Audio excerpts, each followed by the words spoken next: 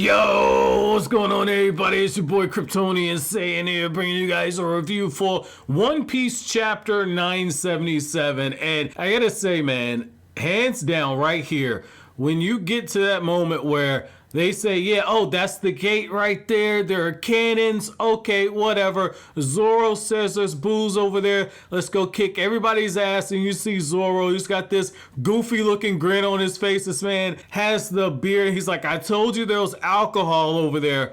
When that happened, my first reaction, I said, wait a second. They just whipped all of their asses. Not out of some brilliant moment of strategy. Not out of some brilliant moment of strategy. They whipped all of their asses simply for the fact that Zoro said there was booze and they wanted to celebrate having Jinbe being part of their crew.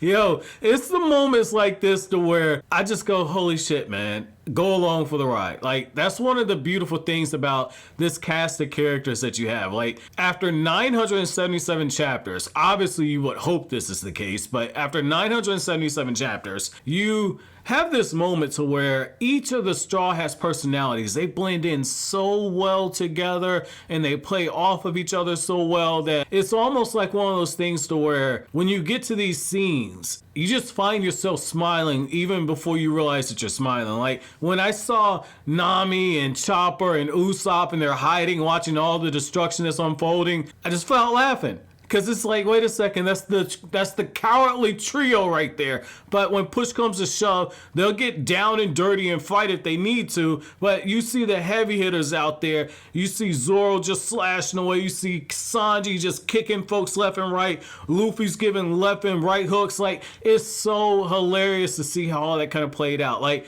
you see this big ass plan. You see Kinemon just working up strategy with Law, and they got this complicated plan going through. You got Denjiro sitting there like, yeah, hey, Sir Ken, I know that you got a real plan because Kanjuro's not going to tell them your true plan. And it's just like, everybody's like, yeah, you're kind of overhyping the guy right now. I'm like, they got this good ass plan skin put out there. And then Luffy and them's like, yeah, we're kicking ass. And then when they see that Kid's already kind of gone further ahead, Luffy's like, hey, Jinbe, don't let Jagged Jaws get in front of me. We gotta catch them first, and we gotta go kick ass first. What I like right there is just how there's never a bored moment when all the Straw Hats are together, but also Law's been around them enough to where Law's like, okay, we got two idiots that are just gonna barge forward. At first I'm like, well, Luffy's a big enough idiot for two people. Who's the other one? And then I remember, I said, okay, hold on. Kid wants to go straight at Kaido's neck right now. And I'm like, okay,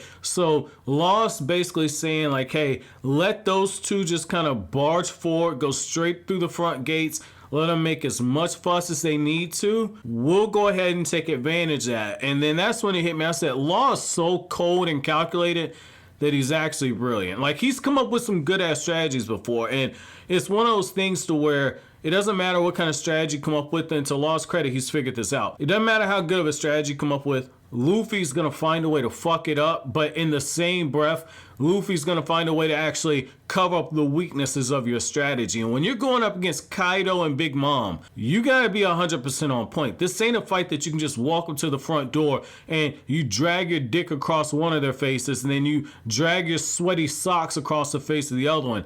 This isn't that type of a battle that you can actually take advantage of in that aspect right there. So it's very interesting to see how you see the different factions kind of coming together and playing this stuff out, where you have like the Yakuza saying like, hey, I'll go through and I'll lead the Samurai Wano. You have the Dogstorm Musketeers being led by one of the captains. You have Kinemon talking about the fact that like, hey, I need to lead a group, and you know, the way that everything's set up on the island's surrounded by mountains. There's only really one way, it's through the front gate, but there's also a rear gate that we can take advantage of. Law's like, hey, you know, we can take the submarine and we can kind of hide in the whirlpools, and I can use my ability to get you guys as close to the island as possible. You see this very complex plan that's getting laid out, and in the back of my mind, the only thing that I keep thinking about is, can they actually pull this off? Because if it was just Kaido, I think they might have a chance. But the fact that it's Kaido and Big Mom, I know I tend to get caught up in the moment, but like, I've got this like pit in the bottom of my stomach. Like, once it gets revealed, they're like, yo,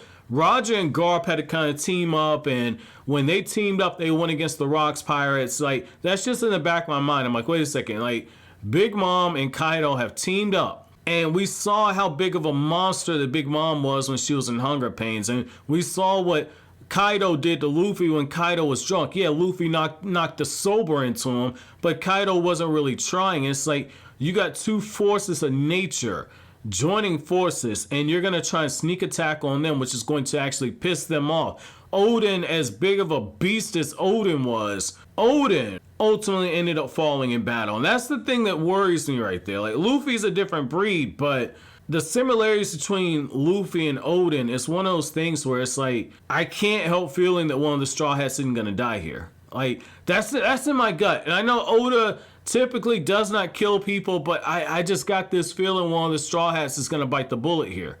I really feel like one of them's going to bite the bullet. Like, granted, I thought that Jinbe got turned into fish sticks, so, you know, I could just be reading too much into that, but this is one of those fights going into it to where there's got to be some casualties, man. Like, somebody better come out of this permanently harmed, or somebody better come out of this to where they're dead, where they don't come out of it, basically. Like, there has to be some kind of trade-off, because going up against an Emperor of the Sea is one thing. Going up against two of the four emperors at the same time, there's no way in hell that Brook shouldn't be coming up with a song to honor one of the fallen Straw Hats, or at the bare minimum, somebody that's in this charge of significance, whether it be the Yakuza, or whether it be one of the Dogstorm Musketeers, one of the samurai like Kinemon. Somebody needs to get off. Somebody needs to get off at this point, because again, the stakes are just too high at this point.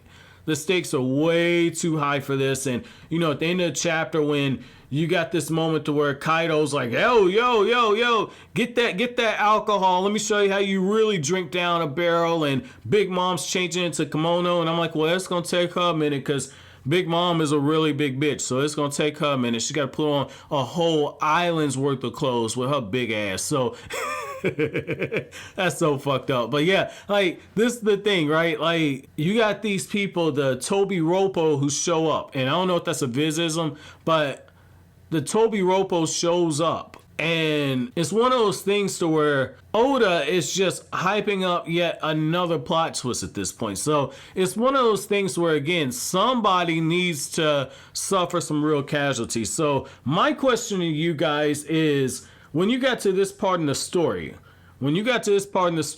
what were your thoughts? Did you think we were in a situation where somebody needed to die? Let me know down in the comment section below. And also let me know which of the Straw Hats do you think is the most likely to die in this upcoming battle. But so always, guys, if you like anything I had to say, don't forget to comment, rate, subscribe, and share. Thank you so much for watching all the way to the end. Have an awesome day, guys.